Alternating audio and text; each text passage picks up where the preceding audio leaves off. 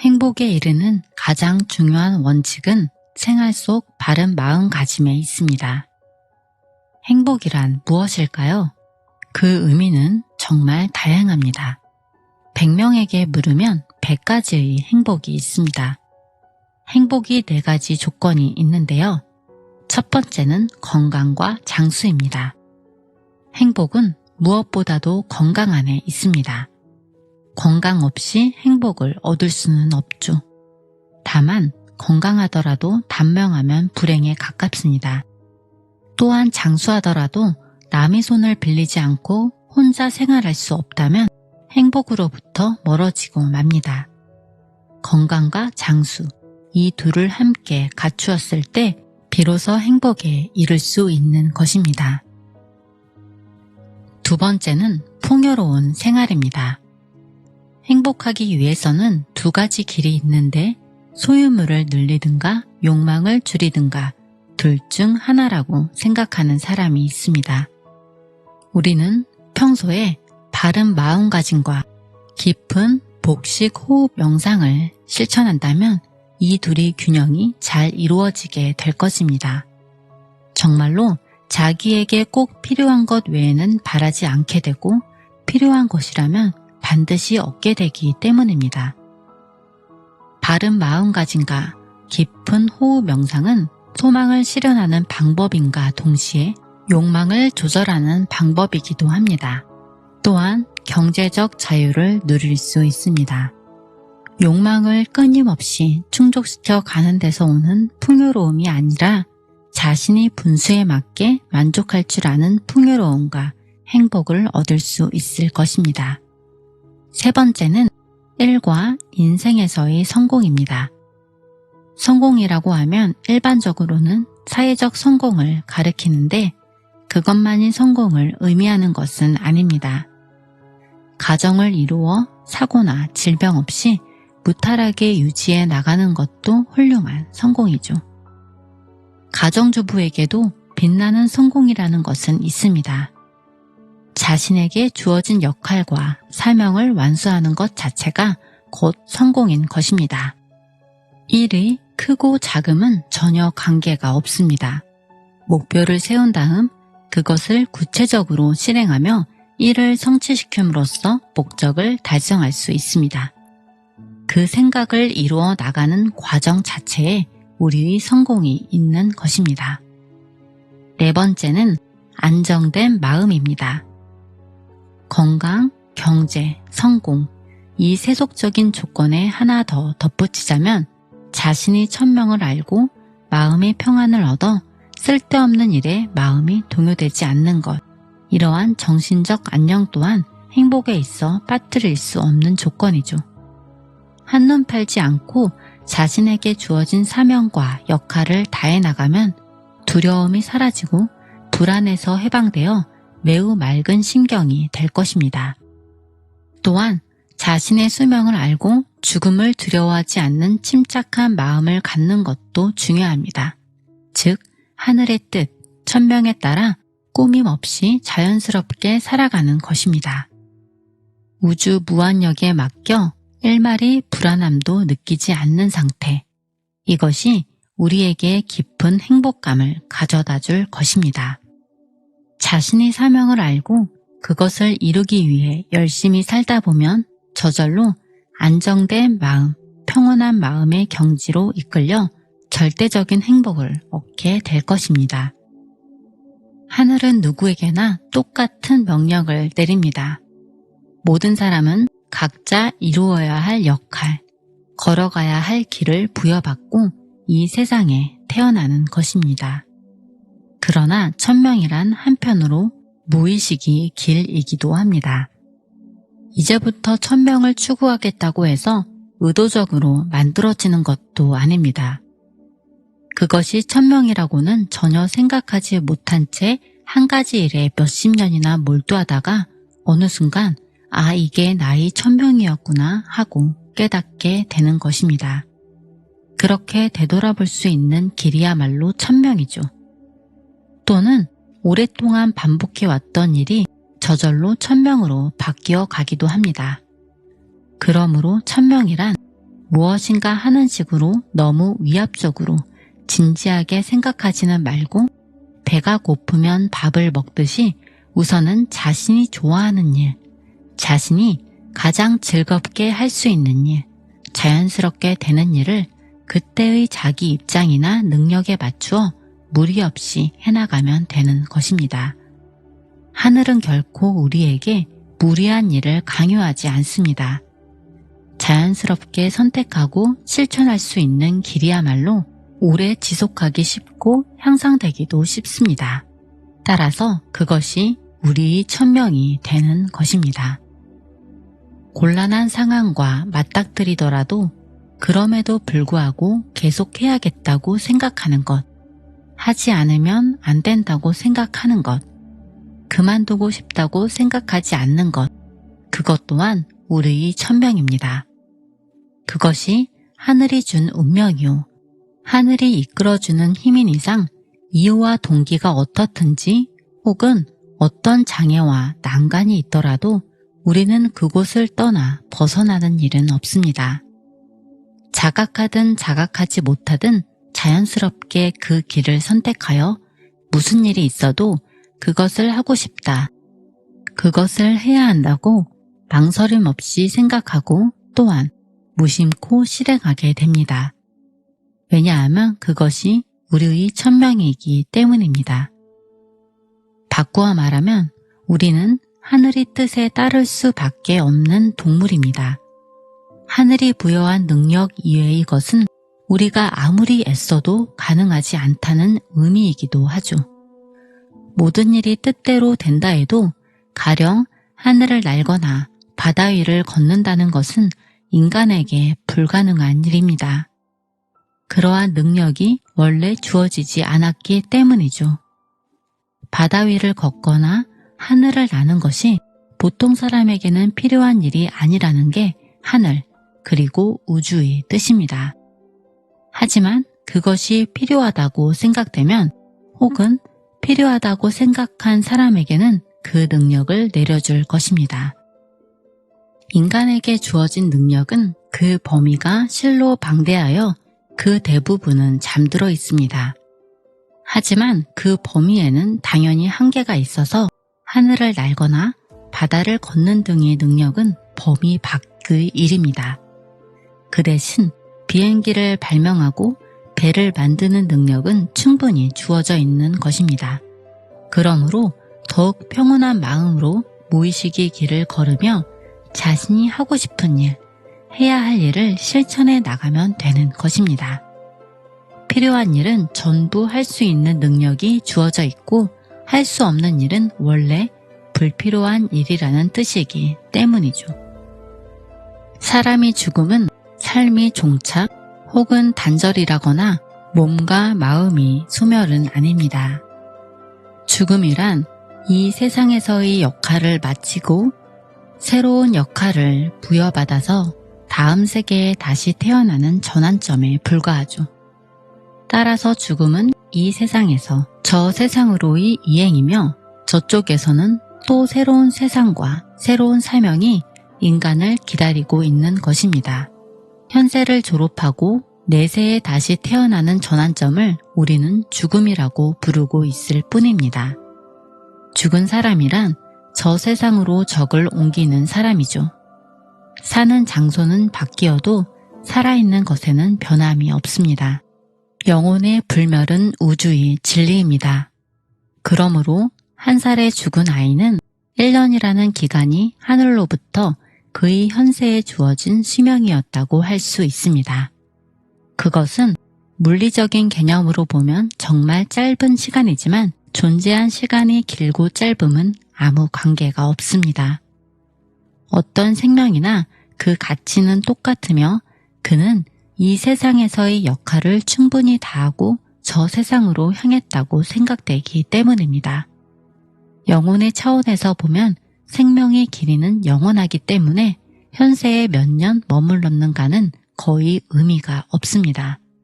우리 모두는 각자의 역할을 가지고 태어나고 역할을 가지고 죽어갑니다.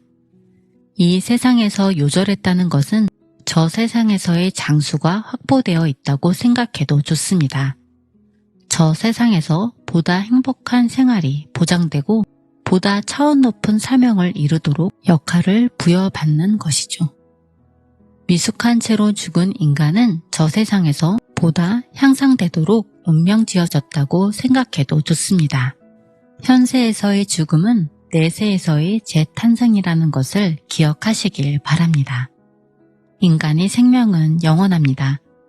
육체가 있는 동안만이 우리의 삶은 아니죠. 오히려 육체가 없어지고 나서부터 영혼 수준에서의 생명은 시작됩니다. 영혼 세상과의 접촉은 우주의 큰 섭리에 접촉하는 것이기도 합니다. 생명의 탄생, 진화, 소멸, 그리고 영원, 모든 것은 우주 무한력이 원리 아래 있습니다. 만물은 신의 손에 의해 설계되고 그 뜻 아래에서 질서를 유지하고 있는 것입니다. 물론 신은 인간에게 자유의지라는 것도 주었기 때문에 우리는 자신의 의사와 욕망에 따라 자유행동을 취할 수 있습니다. 모든 생명은 대우주라는 큰 흐름 속에서 각자의 역할을 지니고 질서정연하게 살아가고 있습니다. 우주의 뜻이 최종적으로 지향하는 것은 만물의 큰 조화이며 인간도 그것을 향해 성장해 가도록 만들어져 있습니다. 그리고 그 조화의 모습은 영혼 세계의 구조에 이미 반영되어 있다는 얘기입니다.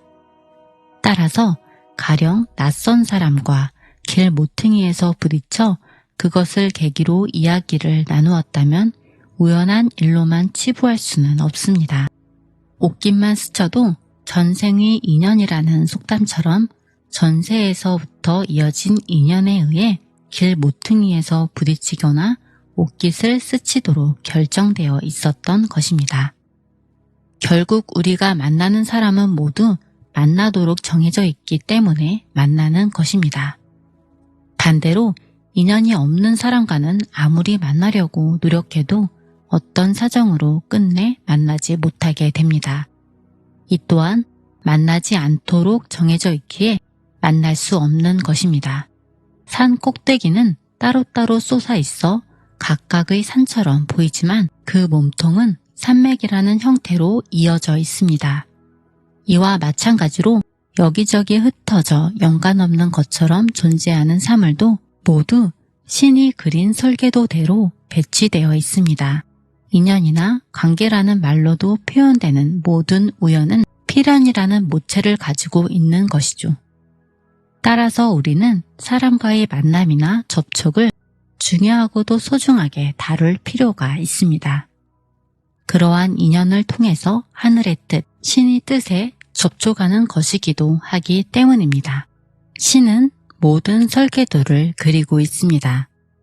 달리 말하자면 삼라만상, 모든 일은 일어나야 하기 때문에 일어난다. 이 세상에 일어나는 일에는 모두 의미가 있고 모든 것은 필요하며 필연적인 것이다 라고도 할 수 있습니다. 이 세상에 존재하는 것, 일어나는 일은 모두 의미가 있고 가치가 있으며 이유가 있기 때문에 존재하고 일어납니다. 그것이 필요하고 중대한 것이기 때문에 존재하는 것이죠.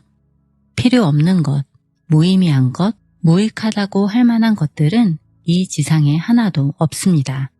왜 나만 이런 중병에 걸린 것일까? 왜 부모보다 먼저 아이가 죽어버린 것일까? 어째서 이렇게 힘든 일, 괴로운 일, 나쁜 일, 재앙이나 곤란한 상황이 덮치는 것일까? 그렇게 생각되는 일에도 사실은 신의 배려가 작용하고 있으며 거기에는 어떤 이유나 필요성이 존재하고 일어나야 할 일이기에 일어난 것입니다. 우리 인간의 눈에 어떻게 보이고 어떻게 느껴지든 간에 그것은 필요하기 때문에 일어난 일입니다. 우주의 스케일로 보면 만물은 모두 연결되어 있으며 우리 인간을 포함한 삼라만상은 끝이 없는 순환 속에 존재하고 있습니다. 따라서 지금 일어나고 있는 악은 나중의 선의 실현을 위한 필요 조건인지도 모릅니다. 오늘의 고통은 내일의 즐거움을 전제로 겪어야 하는 것인지도 모르죠. 현재의 부진은 다음의 발전을 위해서이며 어떠한 위기라도 새로운 기회의 싹을 내포하고 있습니다. 불행은 행복의 시작이며 지금은 과거의 결과인 동시에 미래의 원인이기도 합니다. 이렇게 모든 것이 원인이고 결과이며 다시 다음이 원인으로 바뀌어 갑니다. 큰 틀에서 보면 그 과정 자체가 큰 조화를 향한 무한한 성장을 의미합니다. 바꿔 말하면 행복과 불행, 병과 건강, 삶과 죽음, 이러한 것에 본질적인 구별은 없다는 뜻이기도 합니다. 그것들은 별개의 것이 아닙니다. 각각 다른 잎이나 가지의 근원을 더듬어가 보면 모두 하나의 줄기, 하나의 뿌리, 하나의 씨앗으로 돌아가는 것입니다. 어쨌든 만물은 우주가 설계한 인과율에 편입되어 있어서 모든 것은 일어나야 하기 때문에 일어나고 필요하기 때문에 일어납니다. 삶이 필연적이라면 죽음도 필연적입니다. 그것들이 지향하는 것은 질서와 조화이며 인간은 그곳을 향해서 성장하도록 만들어져 있습니다. 이 우주 창조의 뜻을 알면 눈앞의 사건에 일희일비하는 일 없이 침착하고 평온한 마음으로 하루하루를 보낼 수 있게 되는 것입니다. 선이든 악이든 기쁨이든 괴로움이든 신변에 일어나는 모든 일에 대하여 공연히 슬퍼하거나 탄식하지 말아야 합니다. 오히려 그 의미를 생각하며 거기에서 가치를 발견하기 위해 노력해야 하는 거죠. 탄식하기보다는 배우는 일이 더 중요합니다. 좋은 일도 나쁜 일도 모두 자신에게 필요하기 때문에 일어나고 있다라고 생각하고 현재 이 순간을 열심히 사는데 힘쓰다 보면 저절로 바른 마음가짐인 정심이 길이 열리게 될 것입니다. 그 결과 우리는 우주의 이치에 따라 성장을 지속하여 아무 것에도 구애되지 않는 평화롭고 자유로운 인생을 실현할 수 있을 것입니다. 그리고 어느 날 평온한 생각과 마음을 지니고 다음이 새로운 역할을 수행할 저 세상으로 나아갈 수 있게 될 것입니다. 좋은 생각과 마음가짐인 상념은 자연히 그 대상을 치유하고 좋은 방향으로 바꾸어 나갑니다. 사람의 의식이 사물을 만들어내고 또한 소멸시키죠. 삼라만상 모든 것은 생각으로 만들어지는 것입니다.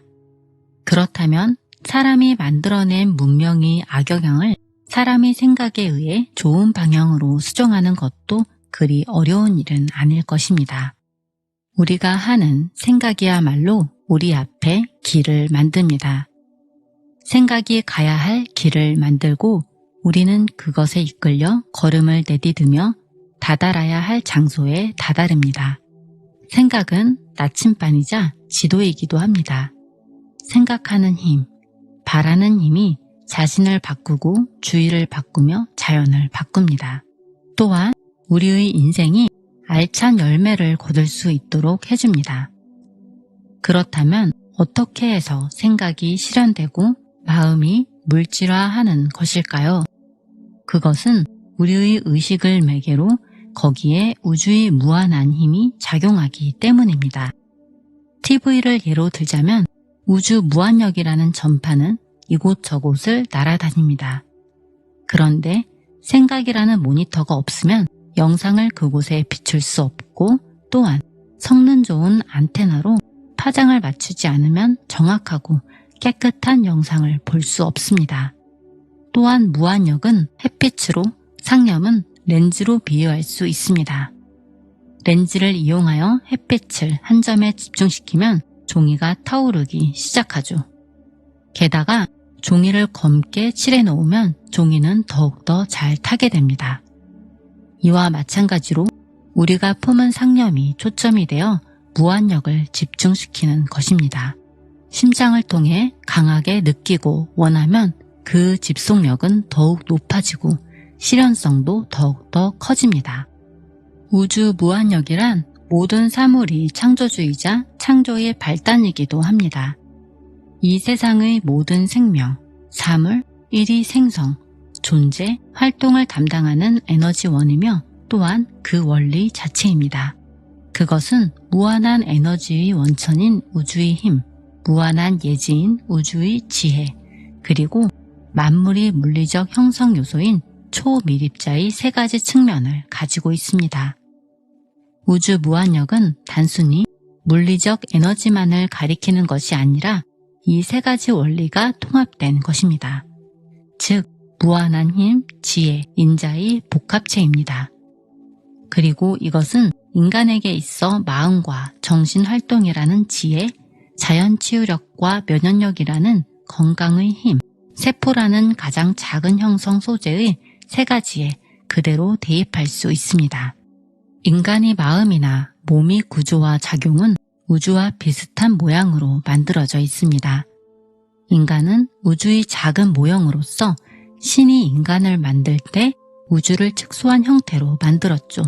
그렇게 생각하면 우주 무한력을 체내에 받아들이는 방법이 깊은 호흡이라는 사실을 쉽게 납득할 수 있을 것입니다. 우주와 같은 구조를 가진 우리의 몸과 마음이 정심조식법에 의해서 진짜 우주와 연결되어 일치를 이루기 때문입니다. 바꿔 말하면 호흡을 함으로써 우리 몸은 우주와 같은 구조를 갖게 됩니다.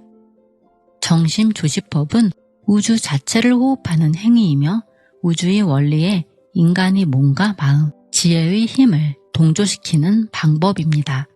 그 점에서 우리가 정말 알아야 할 예지는 사실 우리 자신의 내부에 있다고도 할 수 있습니다.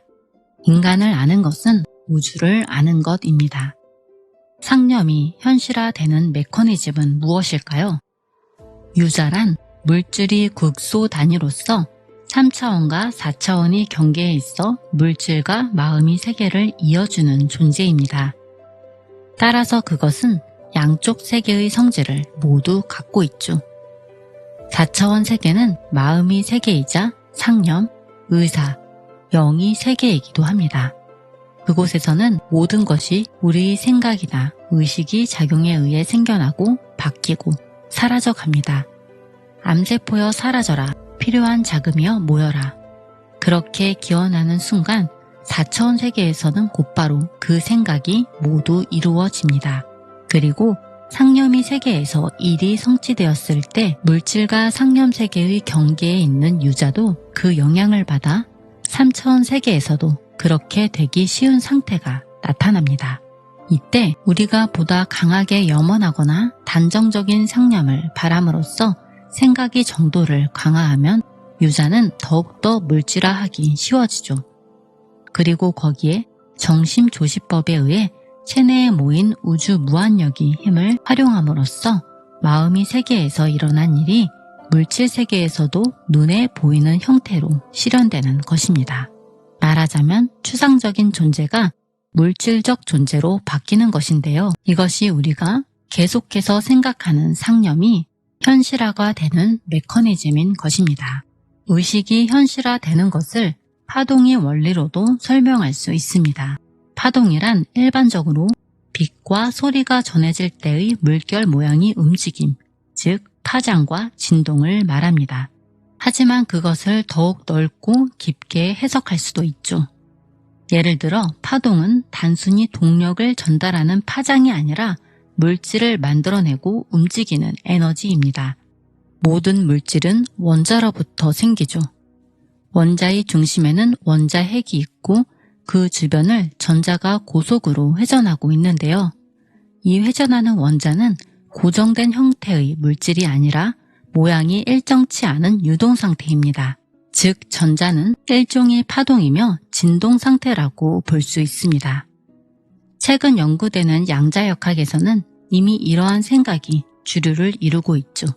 물질이 극소 단위는 진동 그 자체입니다. 그렇다면 그 집합체인 물질 역시 진동하고 있다는 말이 되겠죠. 이 진동이 파동입니다. 따라서 모든 것은 진동하면서 존재하는 파동을 지닌 에너지 존재라고 할 수 있습니다. 이는 인간이 말이나 사고, 의식과 같이 형상이 없는 추상적 존재도 마찬가지입니다. 모든 것, 모든 생각은 파동으로부터 생겨납니다. 모든 것에는 고유의 파동이 있습니다. 파동이란 일종의 움직임이기 때문에 서로 간섭하거나 영향을 끼치기 쉬운 성질을 지니고 있습니다. 즉, 같은 파동은 서로 동조하고 다른 파동은 배척하며 높은 파동은 낮은 파동에 영향을 미치는 것입니다. 그 결과 우리가 바란 생각이 사물의 성질을 바꾸거나 형상을 바꾸어 버리는 일이 일어나죠. 상념이 지닌 파동이 풀이나 물이 지닌 파동에 간섭하여 그 상태와 성질을 바꾸어 버리는 일이 저절로 일어나는 것입니다. 인간의 마음도 하나의 파동입니다. 파동에는 파장이 있는데 그 파장은 마치 지문처럼 사람에 따라 각기 다르죠. 인간은 그 고유의 파장에 동조하려는 현상만을 만납니다. 따라서 우리에게는 우리가 끊임없이 바라고 있는 파장에 동조하는 일 외에는 일어나지 않습니다.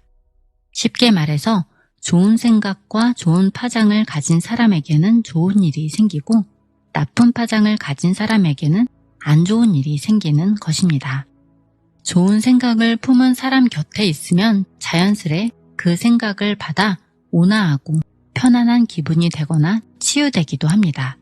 싫어하는 사람과 함께 있으면 그곳은 답답하고 험악한 분위기가 되고 말죠. 늘 감사하는 마음으로 사는 사람에게는 감사한 일이 일어나는 것입니다. 또한 만나고 싶었던 사람이 때마침 찾아오는 등이 기묘한 우연, 이른바 동시 발생 현상이나 불길한 예감, 설렘과 같은 말로 표현되는 거리를 뛰어넘은 지각 현상, 텔레파시 현상 등도 모두 파동의 동조로 설명할 수 있습니다. 상념은 시공간의 물리적 제약을 받지 않기 때문에 생각을 담은 치유의 파동은 물리적 거리를 뛰어넘어 바다 건너에 있는 환자에게도 작용합니다. 파동의 메커니즘을 이해하고 못하고는 차치하고 평소부터 정심을 명심하여 좋은 생각을 품고 좋은 파동을 지닌 채 생활하는 것이 얼마나 중요한지 다시 한번 강조하고 싶습니다. 바른 생각과 마음가짐이 좋은 파동을 만들고 눈앞의 일이나 사물, 사람에게도 좋은 영향을 끼침으로써 그들을 좋은 방향으로 바꿔가기 때문입니다. 파동의 동조작용에 의해서 우리에게 좋은 일이 일어나고 나쁜 일은 사라지며 원하는 일은 틀림없이 달성될 수 있는 것입니다. 좋은 생각과 바른 마음가짐의 자세가 파동이 되어 외부에 영향을 끼치고 일을 실현시킵니다. 그렇다면 그것이 우리의 내부에 미치는 영향과 효능은 무엇일까요? 그것을 마음과 뇌와 몸의 관계를 통해 잠시 살펴보죠. 근래에는 인간이 어떤 마음의 상태일 때 또한 어떤 정신 상태에 있을 때 어떤 호르몬이 분비되며 몸에 영향을 미치는 것을 알 수 있습니다. 예를 들어 불평, 불만, 불쾌, 공포와 같은 좋지 않은 감정을 가졌을 때는 아드레날린이 발생하고 만족과 쾌감을 느꼈을 때는 엔도르핀이 발생하고 집중하고 있을 때는 도파민 등이 나옵니다. 이것들은 말하자면 마음의 작용을 담당하는 호르몬이죠. 특히 플러스 사그 호르몬으로 이름난 베타 엔도르핀 등이 긍정적 호르몬이 체내에 방출되면 온몸의 세포라든가 기관이 자극을 받아 근육이 이완되고 모세혈관도 확장되어 혈행이 좋아집니다. 이 베타 엔도르핀의 분비를 촉진하는 것이 바로 밝고 적극적이며 감사하는 마음과 같은 긍정적 사고와 의식입니다.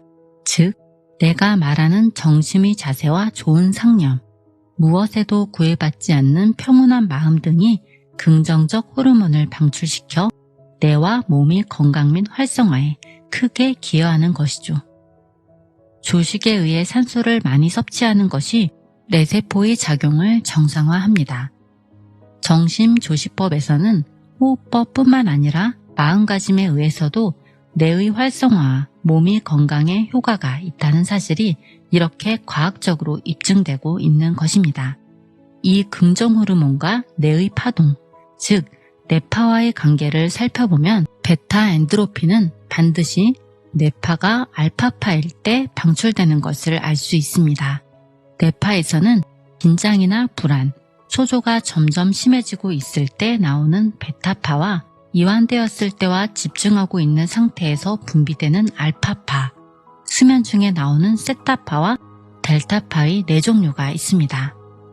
그 가운데 긍정 호르몬인 베타 엔도르핀은 뇌파가 알파파 상태일 때 방출됩니다. 뇌파를 알파파 상태로 이끄는데 가장 효과적인 것이 명상입니다. 명상이란 눈을 감고 오로지 자신의 내면과 대치하며 객관적으로 내면을 바라보는 것입니다. 선승이나 인도 요가 수행자처럼 깊은 명상 상태에 있을 때 뇌파와 분비 호르몬이 가장 좋은 상태가 되고 뇌의 기능이나 마음의 작용이 활성화되어 신체도 건강해집니다. 그러나 산소를 충분히 섭취하지 않은 채 아무리 명상을 해봐야 효과는 그다지 기대할 수 없습니다. 막연한 명상보다는 정심조식법을 실천하는 것이 더 효과적이죠. 뇌가는 안으로 향하는 상념이기 때문에 거기에 상념의 힘까지 더해져 있습니다. 그만큼 일반적으로 말하는 명상보다 효능이 더 큰 것이죠. 뇌관을 행함으로써 저절로 명상 상태에 들어갈 수 있기 때문입니다. 따라서 정심조식법은 정심이라는 긍정적 사고와 좋은 생각, 호흡이라는 이완법과 건강법, 상념, 뇌관이라는 상상력과 명상적 염원 등 뇌를 알파 상태로 이끌어 베타 엔도르핀을 방출시키는 조건이 모두 하나의 행위 속에 포함되어 있는 묘법이라 할 수 있습니다. 깊은 호흡을 하고 모든 일을 항상 긍정적, 적극적으로 파악하고 감사의 마음을 잊지 않으며 언제나 좋은 생각을 품고 뇌관에 의해 자신의 내면을 응시하시길 바랍니다. 그리하여 깊은 성찰과 성공의 이미지를 그리도록 해보세요.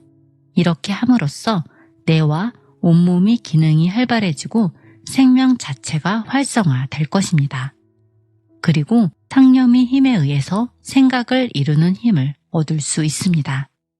이것이야말로 정말 완전하고 자유로운 방법입니다.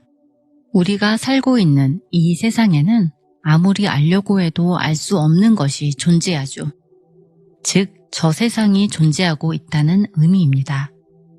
그것은 우리 눈에 보이거나 인식할 수 있는 현세의 세계보다 훨씬 넓고 크고 깊습니다.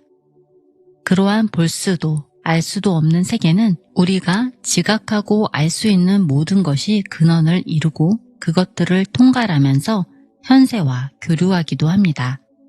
그래서 인간은 죽게 돼도 그 영혼은 저 세상, 영계에서 영원히 살아있는 것입니다. 만약 어린아이를 잃었을 때도 그 육체가 상실된 슬픔은 있겠지만 그의 영혼은 영계로 옮겨가 거기에서보다 수준 높은 삶을 새로이 살고 있으며 하려고만 하면 영혼 수준의 교류는 사후 언제라도 가능합니다. 저 세상이라든가 영이라는 말에 거부 반응을 보이거나 냉소의 대상으로 삼는 사람이 많다는 것을 알고 있습니다. 그것도 무리는 아니라고 생각합니다. 어쨌든 영현상 같은 얘기라면 단순한 유령 이야기나 저속한 속임수도 많고 개중에는 그것을 이용해 사람을 위협하거나 돈벌이를 꾀하는 수상쩍은 인간도 적지 않기 때문이죠. 하지만 그렇다고 해서 눈으로 볼 수 있고 알 수 있는 세계만이 실체이고 그 외는 모조리 착각이나 미신이라고 단정하는 것은 과학적 태도의 편협함이라고 말할 수 있을 것입니다. 영계나 저 세상이라는 표현이 틀렸다면 보다 높은 차원의 세계라도 해도 좋습니다. 바람은 눈에 보이지 않지만 풀과 나무나 나부끼는 것을 보면 누구나 그곳에서 바람의 존재를 인지할 것입니다. 또는 공기의 흐름이라 해도 좋습니다. 저 세상의 존재도 그와 같습니다. 눈에 보이지 않지만 그것은 틀림없이 존재하고 있습니다. 존재하여 우리가 살아가는 이 세상을 지켜보고 있는 것입니다. 눈에 보이지 않는 세계를 없다고 무시하는 차가운 시선이 아니라 보이지 않기 때문에 그것을 응시하려는 생명사고의 따뜻한 눈길이 필요합니다.